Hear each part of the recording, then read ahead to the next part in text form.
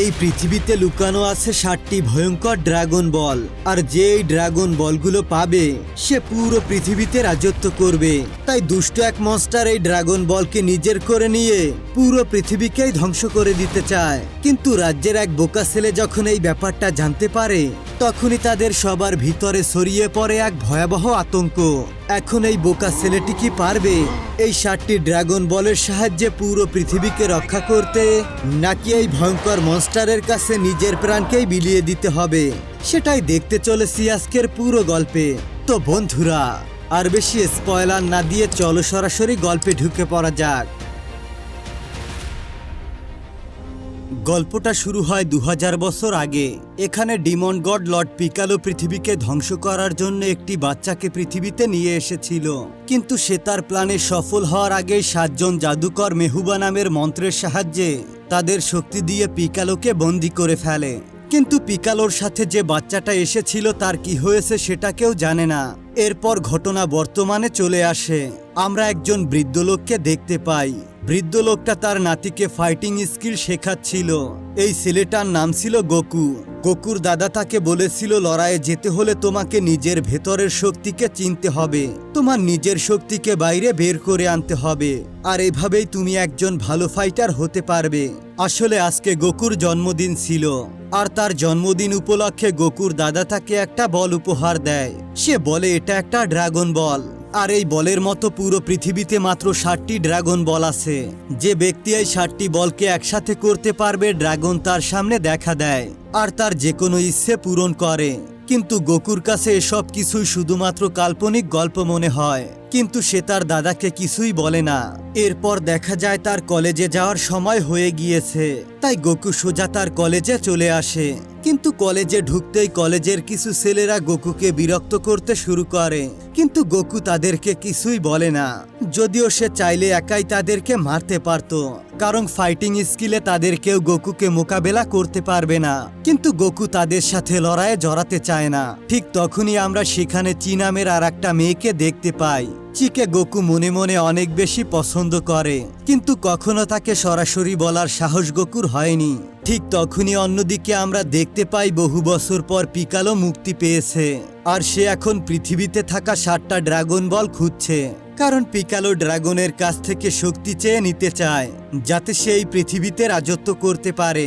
এমনকি ড্রাগন বল খোঁজার কাজে সে মাই নামের একটা নিনজা ফাইটারকে রেখেছে। সে পৃথিবীতে ঘুরে ঘুরে যাদের কাছে ড্রাগন বল আছে তাদের সবাইকে খুঁজে খুঁজে বের করছিল, আর এক এক করে সবাইকে মেরে তাদের থেকে ড্রাগন বলগুলো নিয়ে নিচ্ছিল। মাই অনেক বেশি নির্দয় ছিল, কারণ একজন মা তার মেয়েকে বাঁচানোর জন্য তার কাছে থাকা ড্রাগন বল মাইকে দিয়ে দেয়, কিন্তু তারপরও মাই তাকে মেরে ফেলে। অন্যদিকে তখন আমরা গোকুকে দেখতে পাই। চি নামের সেই মেয়েটা আজকে তাদের বাড়িতে একটা পার্টির আয়োজন করেছিল, আর সেখানে সে কলেজের সবাইকে আজকে ইনভাইট করেছে। তাই গোকু সেই পার্টিতে যাওয়ার জন্য অনেক বেশি এক্সাইটেড হয়ে যায়। সে বাড়িতে ফিরে অনেক সেজেগুজে পার্টিতে চলে আসে, আর আজকেও ঠিক পার্টির বাইরে কলেজের সেই ছেলেগুলো গোকুকে নিয়ে হাসি তামাশা করছিল। কিন্তু এটা স্কুল নয়, তাই গোকু আজকে সবার সামনে তার ফাইটিং স্কিল দেখায়। গোকুর এমন স্কিল দেখতে পেয়ে চি অনেক বেশি ইমপ্রেস হয়ে যায়। তাই প্রথমবার গোকু চিয়ের সাথে কথা বলার সুযোগ পায়। কিন্তু যখন তারা কথা বলছিল তখনই হঠাৎ করে গোকুর মনে হয় তার দাদা আজকে অনেক বেশি বিপদে আছে। তখন আমরা গোকুর দাদাকে দেখতে পাই, যে কিনা গোকুর জন্য বাড়িতে একটা কেক নিয়ে অপেক্ষা করছিল। তখন সে বুঝতে পারে বাড়ির সামনে কেউ একটা এসেছে। প্রথমে সে মনে করে হয়তোবা এটা গোকু, কিন্তু কিছুক্ষণের মধ্যেই সে বুঝতে পারে আসলে এটা গোকু নয়, এটা ছিল পিকালো আর তার সহকারী মাই। তারা এখন গোকুর দাদার কাছ থেকে ড্রাগন বল ছিনিয়ে নিতে এসেছে, কিন্তু গোকুর দাদা পিকালোকে ড্রাগন বল দিতে রাজি হয় না। তাই পিকালো তাকে টর্চার করতে শুরু করে। মাই সারা বাড়িতে খুঁজেও যখন ড্রাগন বল পায় না, তখন সে বাইরে এসে গোকুর দাদাকে সহ পুরো বাড়িটাই ধ্বংস করে ফেলে। এদিকে গোকু ততক্ষণে পার্টি সেরে যত দ্রুত সম্ভব বাড়ির দিকে ছুটে আসছিল, কিন্তু বাড়ির সামনে এসে সে দেখতে পায় ধ্বংসস্তূপের নিচে তার দাদা জীবনের শেষ সময় কাটাচ্ছিল। গোকু দ্রুত তার দাদার কাছে চলে আসে। তার দাদা মৃত্যুর আগে গোকুকে বলে পিকালো ফিরে এসেছে, আর সে পুরো দুনিয়াকে ধ্বংস করে ফেলবে, আর পৃথিবীকে বাঁচাতে হলে তোমাকে অবশ্যই ওই 7টি ড্রাগন বলকে একসাথে করতে হবে। কিন্তু এটা করার জন্য তোমার নিজের ভেতরে থাকা শক্তিকে চিনতে হবে। আমি তোমাকে সবকিছু শিখিয়ে দিতে পারলাম না, কিন্তু আমি চলে যাওয়ার পর তুমি মাস্টার রশির সাথে দেখা করবে। সে তোমাকে বাকি রাস্তা দেখিয়ে দিবে। এটা বলে গোকুর দাদা সেখানেই মারা যায়। পরের দিন গোকু তার দাদাকে কবর দিয়ে মন খারাপ করে বসেছিল। সে ভাবছিল এই পৃথিবীতে তার আপন বলতে আর কেউ থাকলো না, কিন্তু দাদা তাকে বলেছে মাস্টার রশির সাথে দেখা করতে।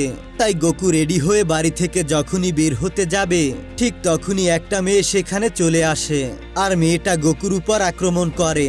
গোকু তখন জিজ্ঞাসা করে, তুমি কে? মেয়েটি বলে, আমার নাম বালমা, আর পিকালো আর মাই আমার ড্রাগন বলটা ছিনিয়ে নিয়েছে। আমি সেটাকে খুঁজতে খুঁজতে এখানে এসেছি। গোকু তখন তাকে জিজ্ঞাসা করে, তুমি আমাকে কিভাবে খুঁজে পেলে? তখন বালমা দেখায় তার কাছে একটা ডিভাইস আছে, আর এই ডিভাইসটা দিয়ে সে ড্রাগন বলকে ট্র্যাক করতে পারে। অর্থাৎ এখন বলগুলো কোথায় আছে সেটা সে দেখতে পায়। গোকু তখন তার কাছে থাকা ড্রাগন বলটা বালমাকে দেখায় আর বলে, এটা আমার দাদা আমাকে দিয়েছে, কিন্তু পিকালো তাকে মেরে ফেলেছে। এখন আমি মাস্টার রশির সাথে দেখা করতে যাব। বালমা তখন বলে, আমি আমার ড্রাগন বল যেভাবেই হোক ফেরত চাই। বালমা তখন তাকে আরো বলে, এরপর হয়তোবা পিকালো আর মাই ড্রাগন বলের জন্য মাস্টার রশির কাছে যাবে, তাই আমিও তোমার সাথে সেখানে যেতে চাই। গোকু নিজেও মাস্টার রশির ঠিকানা জানতো না, তাই সেও তার কথায় রাজি হয়ে যায়। এরপর তারা দুজনে সেই ডিভাইসের সাহায্যে মাস্টার রশির ঠিকানা খুঁজে বের করে। গোকু মাস্টার রশির সাথে দেখা করে বলে, আমার দাদা আর পৃথিবীতে বেঁচে নেই। সে মৃত্যুর আগে আমাকে আপনার সাথে দেখা করতে বলে গিয়েছে, এবং পিকালো আবারও পৃথিবীতে ফিরে এসেছে। এটা শুনতে পেয়ে মাস্টার রশি আরো বেশি টেনশনে পড়ে যায়। সে বলে, যদি তোমার দাদার কথা সত্যি হয় আর পিকালো আবারও ফিরে আসে, তাহলে এই পুরো পৃথিবীকে সে ধ্বংস করে ফেলবে। তাই রশি বলে, পিকালো এটা করার আগে আমাদের যেভাবেই হোক তাকে খুঁজে বের করতে হবে, আর ড্রাগন বলগুলোর মাধ্যমে ড্রাগনকে ডেকে পিকালোকে থামাতেই হবে। আর এই সব কিছু আমাদেরকে সূর্যগ্রহণের আগেই করতে হবে, তা না হলে পৃথিবী ধ্বংস হয়ে যাবে নিশ্চিত থাকো। কারণ সূর্যগ্রহণের দিন পিকালো ড্রাগন বলের সাহায্যে পৃথিবীকে ধ্বংস করার উদযাপন করবে। আর তাই এখন তাদের সবারই একটাই লক্ষ্য, যে করেই হোক পিকালোকে সমস্ত ড্রাগন বল পাওয়া থেকে আটকাতে হবে। তাই গোকু, মাস্টার রশি আর বালমা তিনজনের ট্র্যাকিং ডিভাইসের সাহায্যে ড্রাগন বলের পিছু করতে থাকে। কিন্তু তখনই কিছু দূর আসার পর তারা সবাই একটা বিশাল গর্তের মধ্যে পড়ে যায়। আসলে এই রাস্তা দিয়ে যাওয়া লোকদের লুট করার জন্য একটা ছেলে এখানে গর্ত করে রেখেছিল। এই ছেলেটার নাম ছিল ইয়াম। কিন্তু গর্তের মধ্য থেকেই মাস্টার রশি ইয়ামকে বলে, বালমার ড্রাগন বল থেকে সে অনেক বড় একটা আবিষ্কার করতে চাচ্ছে, আর তাই যদি তাদের এই যাত্রা সফল হয় তাহলে গবেষণা থেকে যত টাকা পাবে সেটা তারা ইয়ামের সাথে সমান ভাগে ভাগ করে নেবে। মাস্টার রশির কথা ইয়াম তখন রাজি হয়ে যায়, আর তাদেরকে সাহায্য করতে সে সবাইকে গর্ত থেকে বাইরে বের করে আনে। আর তারা সবাই সেদিন রাত্রিবেলা ওখানেই কাটিয়ে দেয়। আর এভাবেই তারা চারজন ড্রাগন বল খোঁজার জন্য একটা দল হয়ে যায়। তারা যখন বাকি ড্রাগন বলগুলো খুঁজছিল তখনই সেখানে মাই এসে তাদের উপর আক্রমণ করে, কিন্তু সবাই মিলে মাইকে হারিয়ে দিয়ে ড্রাগন বলটা নিয়ে নেয়।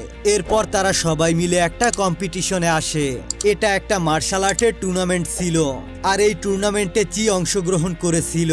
কিন্তু ফাইট শুরু হলে দেখা যায় চি যার সাথে ফাইট করছিল সে আসলে অন্য কেউ ছিল না, সে ছিল মাই। আর চি মার্শাল আর্টে এত বেশি পারদর্শী ছিল যে মাই অনেক চেষ্টা করে তাকে কিছুতেই হারাতে পারছিল না। তখন মাই বুদ্ধি করে চিয়ের হাতে একটা ধারালো আংটি দিয়ে কেটে দেয়। আসলে মাইয়ের উদ্দেশ্য ছিল যে সিয়ের ব্লাড স্যাম্পল নেওয়া, আর সেটা নিয়েই মাই সেখান থেকে চলে যায়। চি বুঝতেই পারছিল না যে মাই এমনটা তার সঙ্গে কেন করছে, কিন্তু তখনই গোকু সেখানে চলে আসে আর চিকে বলে, আমরা কয়েকজন মিলে একটা টিম বানিয়েছি ড্রাগন বলগুলোকে খোঁজার জন্য, আর পিকালোর হাত থেকে যে করেই হোক আমরা পৃথিবীকে রক্ষা করব। এটা শুনে চিও তাদের দলে যোগ দিয়ে দেয়। এরপর তারা সবাই মিলে একটা পুরাতন মন্দিরে চলে আসে, আর এখানে মাস্টার রশির গুরুরা ছিল। তারা সবাই মিলে মাস্টার রশিকে একটা মন্ত্র শেখাতে শুরু করে, আর যেটার নাম ছিল মেহুবা।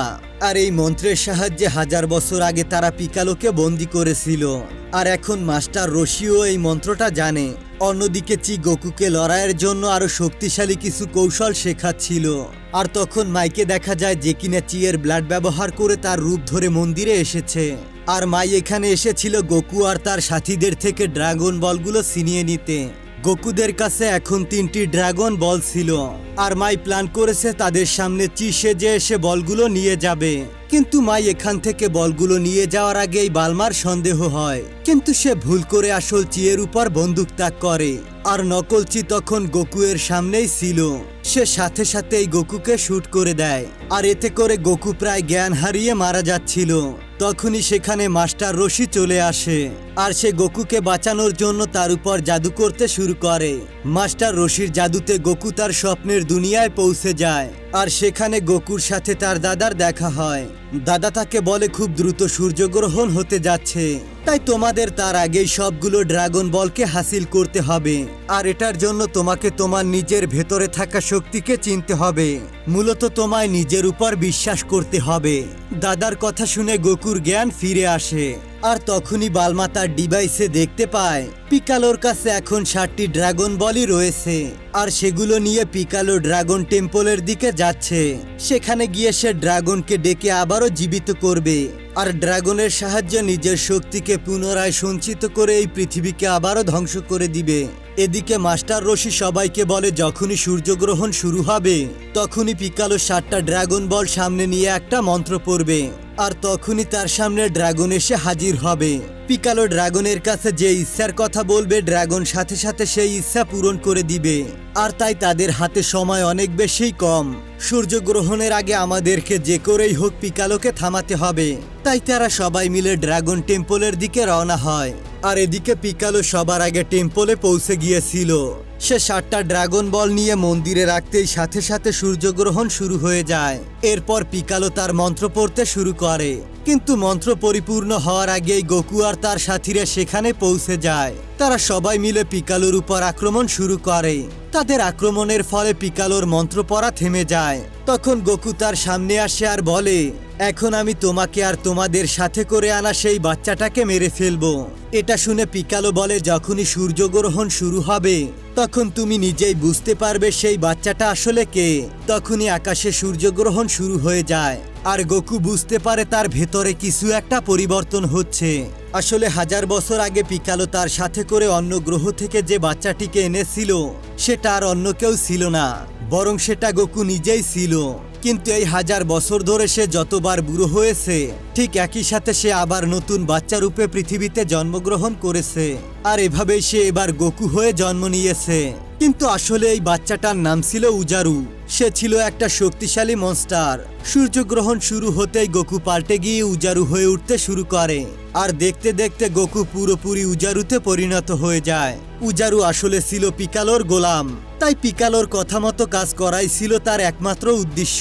পিকালো যখন গোকুদের হামলায় উপর থেকে নিচে এসে পড়ছিল তখনই একটা ড্রাগন বল সেখান থেকে নিচে এসে পড়ে আর সেটা দেখতে পেয়ে ইয়ামার বালমা সেই বলটাকে তুলে নেয়। পিকালো উজারুকে আদেশ দেয় সবাইকে মেরে ফেলতে, তাই উজারু সবাইকে মারতে ছুটে চলে যায়।